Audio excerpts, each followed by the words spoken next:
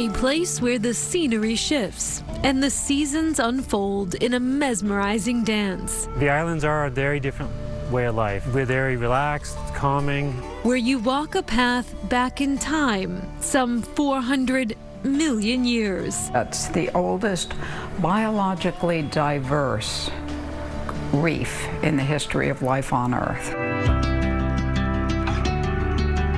Where the roots of the past support the docks of the future. You come here and there's a real sense of place. Where ingenuity produces roadside attractions. You can't help but pull over when you see this. They're just laughing because it's so foolish. And everything just kind of makes sense. We had, the land, we said, let's just plant grapes, so we did. Tonight, we travel the main streets and back roads of the Champlain Islands.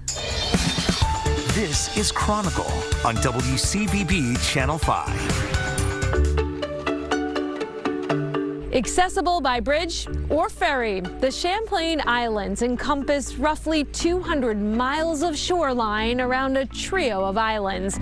Removed from mainland Vermont through geography, its relatively temperate climate, and a unique sense of tranquility. It is the end of the road. If you get here, you got here by accident or you really want to be here. But the end of the road is quite peaceful, as it turns out. It is. It's not just peaceful. I mean, it calms everything down. It makes you feel just special just to be here. Barbara Callahan has called Isle La Motte home for over 60 years. As the northernmost of the Champlain Islands, Isle La Motte boasts a year-round population of about 500. This historic site served as the landing place for French settlers, where they celebrated Vermont's first Catholic Mass at St. Anne's Shrine. It remains a holy place of pilgrimage.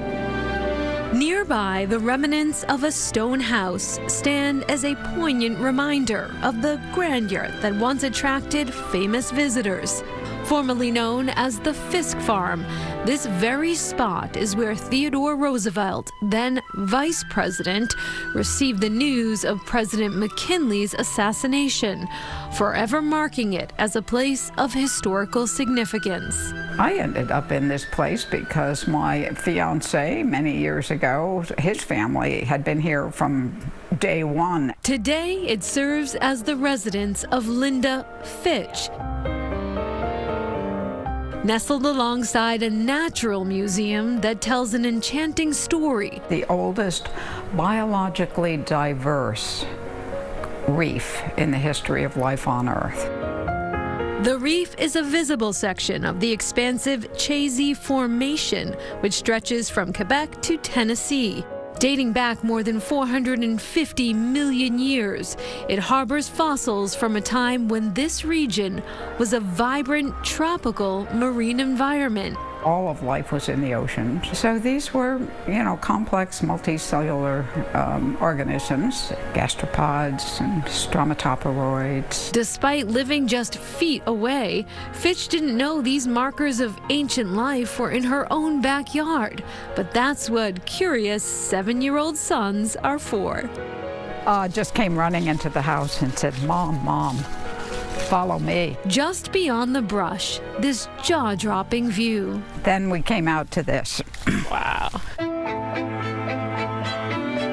All of this may have stayed a private viewing area until an abrupt noise changed it all. One day, some years ago, there were some jackhammers going in the old quarry. I talked to the guys and they said, oh yeah, we're about to open up the old quarry again. Hadn't been quarried since 1920s. Ideas of this being a lovely, quiet place on the planet sort of disappeared. So she turned to Vermont's Act 250, a vital preservation program designed to safeguard the state's natural beauty and historical treasures. After a couple of years of hearings and this and that, the owner of the old quarry decided to sell it to us. Wow. So we raised the money and bought it. And I founded a nonprofit which owns it. Born was the Fisk Quarry Preserve. And then a couple of years later, you should buy this other piece of land on Isle Lamont that has great fossil outcrops in it. And I said, oh, okay. Linda then established the Goodsell Ridge Preserve, where walking trails and informative signage invite visitors on a scavenger hunt. Cephalopod. Where's the big cephalopod? Linda acknowledges this discovery was never part of her legacy plan, but sometimes the instinct for self-preservation can pave the way for new journeys. I stopped something, but I started something. And the Chazy Fossil Reef is a United States National Natural Landmark. Limestone, by the way, was quarried on Isle Lamont in the 19th and 20th centuries. In fact, stone from the island was used to build Radio City Music Hall in New York and the National Gallery of Art in Washington, D.C.